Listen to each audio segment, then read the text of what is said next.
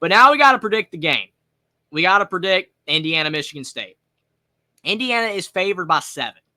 And to me, I think that is withstanding if Rourke is available. Because against Washington, they were favored by 10. And then they lowered it to 6 once it was announced that Taven Jackson was going to be the starter. And all those people were betting Washington. Well, they were wrong because Indiana did win by 14. And I picked Indiana to win by 11. So I was pretty close. But this game, they're favored by 7. If it's announced that Rourke is not going to be able to play, I imagine that drops to around 3. I feel like the bettors think Indiana's 4 points better with Rourke than Jackson. That's how the odds work, though. Obviously, the way Indiana's played this year, I think with Rourke, they're about 10 to 14 points better. That's not how betting odds work. They're not going to have Indiana favored by 15 against Michigan State. It's just not how it works. Same thing with the NFL. Like the Chiefs that are undefeated and they're playing fantastic football are only favored by like 5 against most teams, even though they're, been winning against everybody and they usually win by more than that. So that's just kind of how odds work. Looking at Indiana, though, you see the drop-off. Taven Jackson, 62% completion percentage. It is a small sample size, but he kind of is what he is. He was 11-19 against Washington. It's all right. Not great, though. Rourke, 74%. Taven Jackson, 4 touchdowns, 1 pick. Rourke, 15 touchdowns, 3 picks. Rourke's just better. He's more experienced. He's more composed. He's a lot more trustworthy than Jackson, especially on the road. This is not a home game. This is a road game. It's not going to be easy for Taven Jackson if he's back there. Rourke has had a ton of experience at quarterback, even when he was at Ohio. They beat Iowa State when he was quarterback. That was a big win for Curtis Rourke in Ohio back then. Beat Iowa State a couple years ago. And it was at Iowa State. So he can win road games. He can win big games. And he's done it this year. Taven Jackson didn't win against UCLA or against Northwestern. It was Curtis Rourke. So Rourke definitely very key. And I've already talked about his injury. Looks like he's going to be able to play. Not 100% sure, but it'd be huge if they can. Thing that's been great for IU behind that O-line is the fact, look at the running backs. Justice Ellison, he's not going to get any big awards at the end of the year. And he probably won't even get drafted high, if at all. But look at the season he's having. 102 carries, 637 yards, 9 touchdowns. Just an underratedly good year. And the thing is, if you take Tyson Lawton's carries of 88 carries, 434 yards, and 8 touchdowns, and you put all of that on Justice Ellison, or if you give all of Justice Ellison's numbers to Tyson Lawton and combine those two stats together, Indiana's got a really good run game. Both these guys are combining for over 1,000 yards. Last time Indiana had a 1,000-yard running back in a season was Stevie Scott, and he basically did that all by himself back in 2020. These two guys are combining for over 1,000 yards right now with 8 games. Ellison might get 1,000 yards by the time the season's over. If you definitely count them they're going to make a bowl game, so they're going to have 5 games left. So in 5 games, he just has to have like 80 yards a game, which he's averaging over that right now. Or if they make the playoffs somehow and win a couple games, that'd be insane. Not expecting that to happen. It'd be great, though. But Indiana's run game, very solid. And since these guys are splitting the numbers, they're not really getting a lot of individual recognition. But both are having good years. And Kalen Black, Elijah Green are competent as well. They don't play much, but I mean, look at Elijah Green. He hasn't played in like 3 games, and he's got 5 rushing touchdowns. Definitely. I mean, those guys can play too. Just, I think, definitely Cignetti trusts Ellison and Lawton more, but those other 2 guys are capable. Surratt's great. 33 receptions, 590 yards. Look at these statistical averages with the receivers.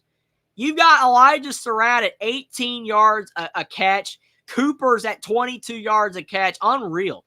And you've got 3 touchdowns, 4 touchdowns. They're splitting between all these guys. Miles Price and Miles Cross, the 2 Miles, differently spelled names, but both are great. Having good seasons. Keyshawn Williams is a good slot guy as well. Zach Horton's a great tight end. Doesn't catch a lot of balls, but he's very underrated. Just a very solid receiving room. And they've lost a couple guys. They've lost E.J. Williams to the portal, lost Donovan McCulley to the portal. Hasn't mattered. Indiana's kicking game. They haven't had to use their kicker a lot, but he's been really good. And their defense, it's better than Michigan State. Statistically, it's better than Michigan State's. Aiden Fisher, 75 total tackles. Michigan State's leading tackler only is 48.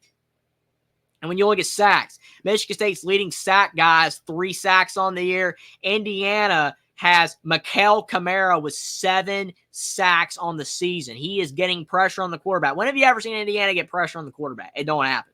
And whenever you ever seen Indiana in the last few years have a great run game, the O-line's better, protecting the quarterback. It wasn't their fault Rourke got hurt. Rourke just threw a pass and hit his thumb on an arm of a Nebraska defender. So it's not the O-line's fault.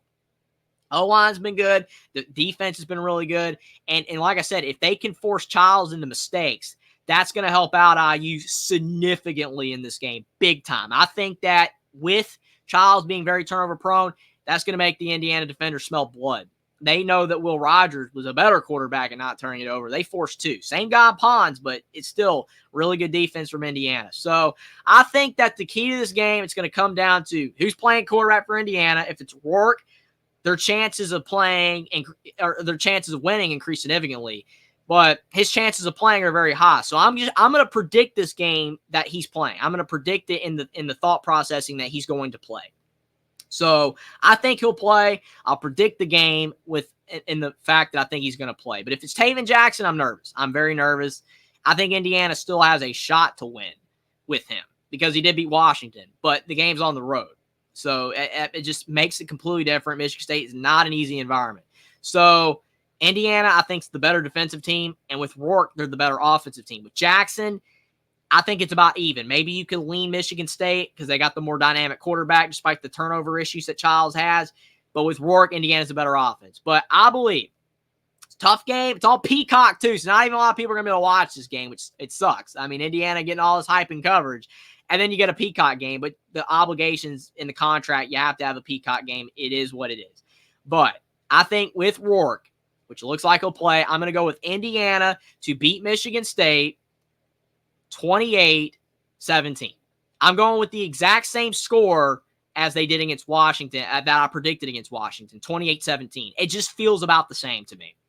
I don't think Indiana's going to put up a ton of points in this game, even with Rourke, because there might be some rust with the thumb. You never know. There might be some rust with the thumb, and I think the crowd's going to be a little bit tough on Indiana, but I think they're going to be composed. I think Signetti's going to be like, hey, this is probably the toughest game we've had, especially when it comes to, the crowd and the environment. It's not going to be easy, but I think, he's going to have them ready for the game, and I think, Rourke's going to have the offense doing better than Jackson, but they're going to have some issues with Michigan State's defense. I don't think they're going to put up 40 in this game because it's on the road. If they were at home, I'd probably say they'd score close to 40. But I'm going to go with them scoring 28. And then Michigan State, I think, gets 17. Because you look at a lot of their points this year. Against Michigan, they scored 17.